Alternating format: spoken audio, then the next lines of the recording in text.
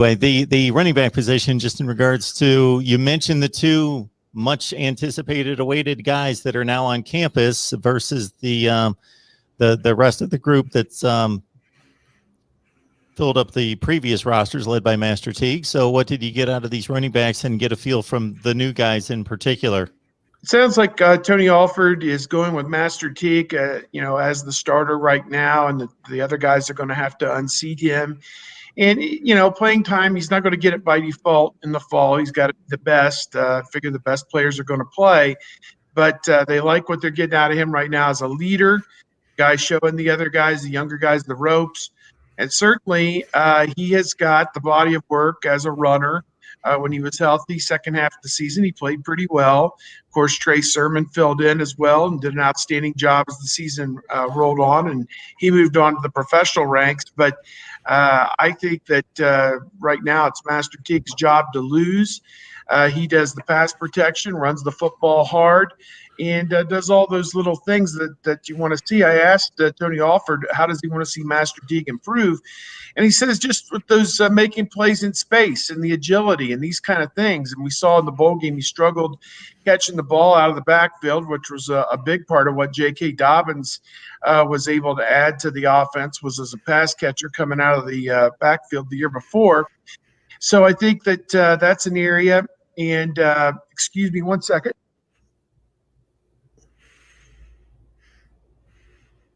Man, had a sneeze attack there.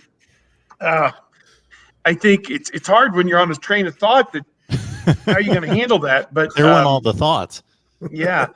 I think that he wants him to improve what he can do in the open field, make guys miss. He said they're excited by what the offensive line is able to do to create creases and also get to the second level and block the linebackers and the safeties. And if they're able to do that, it then falls back on the running back to make the one unblocked man miss and take it the distance. And we didn't see a lot of that last year, at least early in the season. Teague finally broke one against Indiana, which was a longer touchdown run, which was obviously something that they'd been hoping for. So to me, that kind of sums it up in a nutshell. I can't really sit here and break down the pluses and the minuses of a Steel Chambers versus a Marcus Crowley versus a Mayan Williams, other than we saw Mayan Williams kind of move to number 2 on the list last year, I guess would be 3 behind Sermon and Teague. But in the game Sermon missed, then he was number 2. In the game Teague missed, he was number 2. Williams did some nice things and ran the ball effectively. They call him meatball or, a bowling ball, however you want to look at it. Mayan Williams is a guy that is going to have to be reckoned with. Maybe in the short yardage situation on the goal line, he would be the guy to come in there and finish the drive or whatever, or convert that 3rd and 1. But you get beyond him and you have the 2 young guys, Travion Henderson, just a high ceiling with him. He's listed, he went from 195 as a high school prospect to 210, it sounds like. So he's put on some weight, didn't play last fall. Obviously, his state didn't have football, and neither did Pryor. So those 2 guys, they got their baptism today in terms of playing with full pads on, and I'm sure we'll get a report at some point on how that all shook out for them. With you guys addressing the running back situation right now, let's get to a super chat that addresses that as well from Vinay. Vinay, appreciate that so much. Thoughts on the running back room, which Steve has started us on. Master's job to lose, or do we expect a split between the 2-back approach, or Trey and Evan, meaning, of course, Henderson and Pryor on the 2nd and 3rd downs? So we'll tee up with that, Tony. It's definitely Master's job to lose, but as we saw last year, he's capable of losing the job. Trey Sermon eventually took it, and I think, there may have been some injuries there, but these other guys, all of these running backs can look back to last year and see that if they perform, the job will be theirs, or that it's capable of being theirs. And with the young guys, they're not even necessarily trying to start. They don't mind sharing. And that's the case with, I think, everybody in the room. Master Teague said yesterday, yes, he wants to be the guy, but there's it's going to be really hard for one guy to get 20 carries in this offense because they've got guys who can play. And Alfred said your works will determine what you get or whatever. Whatever that saying is, your works will determine your playing time essentially. And if you earn it, you'll get it. With Marcus Crowley coming back, I think it was interesting to hear him talk about how Marcus Crowley talked about how he had to rehab basically at home last year for much of the time. So that hindered his development. That's why he didn't really get back till the Alabama game. And even then, Alfred shared that Marcus Crowley apologized to him at that point and after that, during the Alabama game on the sideline, because he had been telling Alfred for weeks that he was ready. And he gets tackled in the Alabama game. And he goes to the sideline and he apologized to Alfred because he said, "You're right, I wasn't ready." And so he says he's back to his form where he's cutting better than he was last year, cutting better back to where he was as a freshman. And you look at all of these other guys, they can do things that Master Teague necessarily can't, which is make guys miss. And Teague can run by anybody and get into that second level if the hole is there.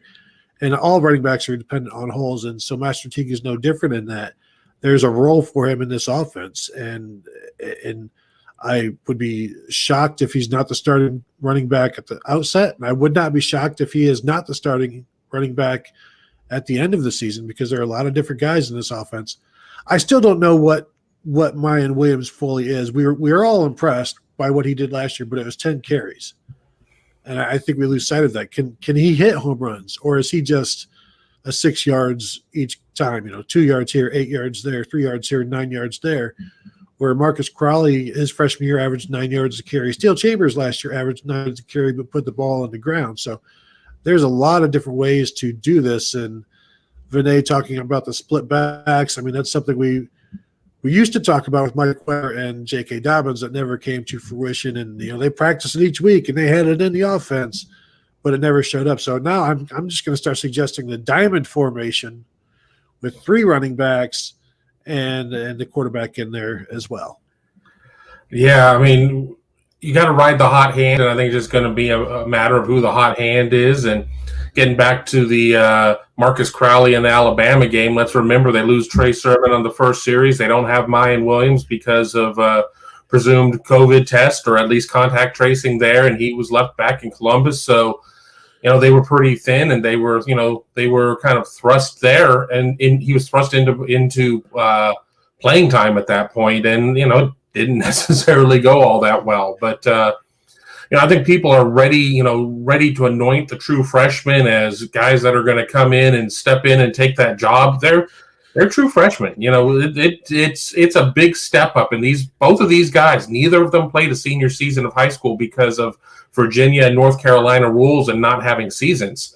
So it's been a minute since either of them have played high school football. So I think a lot of it's going to come down with them on how quickly they can adapt and adjust. And as Tony had said, somebody like Steel Chambers who had issues putting the ball on the ground, generally you see young players are the ones that are going to have some of those issues at first because, you're getting hit by grown men in college football. You're not getting hit by little Timmy from down the block or whatever. So it's it's a whole different world or whatnot. But, I'm going to keep an eye on somebody like Marcus Crowley. I mean, him saying that he's finally 100%.